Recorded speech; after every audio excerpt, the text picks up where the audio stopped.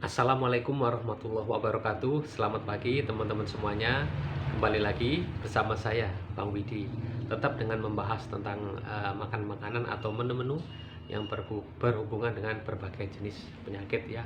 Khususnya di sini asam lambung, kemudian diabetes, hipertensi, asam urat dan kolesterol ya. Pada pertemuan kali ini saya akan membahas tentang bakpia ya. Bakpia yang isinya itu kacang hijau ya, dalam hubungannya dengan orang yang sakit diabetes. Boleh nggak orang yang punya diabetes itu makan kue bakpia isi kacang hijau? Gini teman-teman, bakpia isi kacang hijau ini kan rasanya manis ya teman-teman ya, dan semua orang yang memiliki keluhan diabetes atau gula darah yang tinggi tentu harus meminimalkan ya makan makanan yang manis ya teman-teman. Tapi bukan berarti 0% menghindari manis itu tanpa gula sedikit pun, tanpa rasa manis dalam 24 jam. Tentu itu sulit sekali teman-teman ya. Dan tentunya harus terkontrol ya. Dalam hal ini kalau untuk sekedar ya, sekedar sekali lagi, sekedar hanya makan satu biji bakpia isi kacang hijau tentu masih oke lah teman-teman ya. Tapi kalau lebih dari satu atau sampai 3 sekaligus dalam satu kali makan, tentu itu kurang baik. Tentu itu berefek ke kenaikan angka gula darah ya. Tapi kalau hanya satu biji ya monggo silahkan lah teman-teman, namanya juga kepingin ya, karena kalau terlalu ditekan-tekan banget ya keinginan kita untuk mencicipi sesuatu, maka itu justru akan membuat pikiran kita menjadi tertekan juga, menjadi stres ya, menjadi nggak nyaman ya, karena sudah menjadi kodrat bahwasanya manusia itu ingin makan makanan yang enak ya, karena makanan yang enak itu secara otomatis akan berpengaruh kepada hormon-hormon di otak ya. Kalau hormon-hormon di otak itu dominan mengeluarkan hormon-hormon kesenang, bahagia, riang, ceria, tentu akan berimbas pada tubuh ya, itu teman-teman.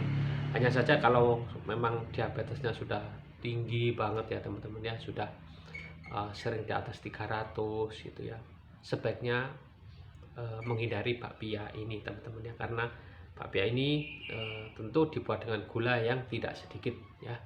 Tapi kalau masih kadang-kadang naik, kadang-kadang turun ya, kalau makan cuma satu aja silahkan teman-teman ya, insya Allah masih aman ya. Dan tentu itu harus dicek ya, dicek dalam arti ketika makan bakpia itu cek setelahnya dan sesudahnya ya, sebelumnya dan sesudahnya ya.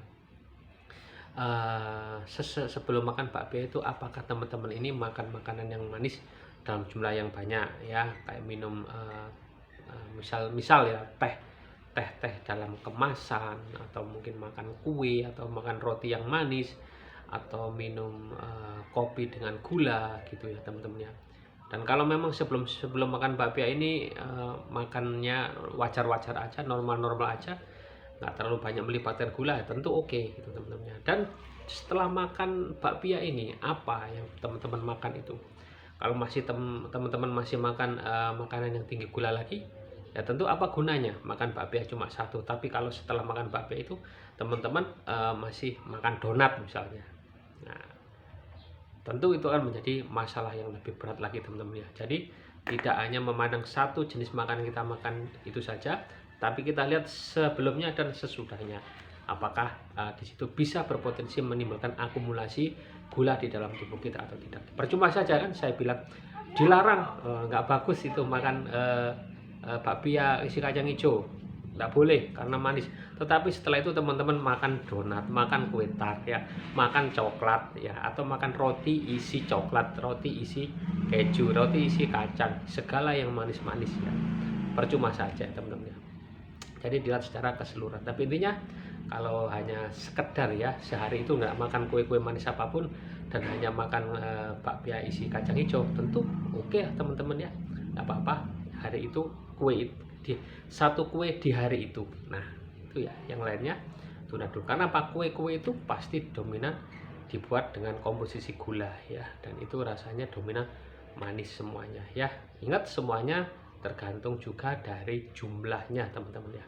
Kalau kue itu atau bakpia itu manis banget, maka cukuplah makan satu atau setengahnya saja ya, dibagi lagi ya teman-teman ya. Intinya jangan terlalu banyak ya. Kemudian pandai-pandai menambah wawasan pengetahuan tentang kandungan makanan. Kalau kena diabetes berarti fokus pada kandungan gulanya. Kalau sedang kena hipertensi, fokus pada kandungan lemak-lemaknya ya, kandungan penyedap rasanya, kemudian kandungan kolesterolnya ya, itu diperhatikan teman-teman ya. Kalau punya masalah lambung, perhatikan minyaknya ya, kemudian teksturnya ya, kemudian juga seratnya ya, itu perhatikan teman-teman. Semua ada ilmunya ya. Insya Allah nanti di sini ada juga ya teman-teman. Kita akan bahas satu persatu ya. Baca dari saya, semoga bermanfaat. Wassalamualaikum warahmatullahi wabarakatuh. Salam sehat jiwa dan raga.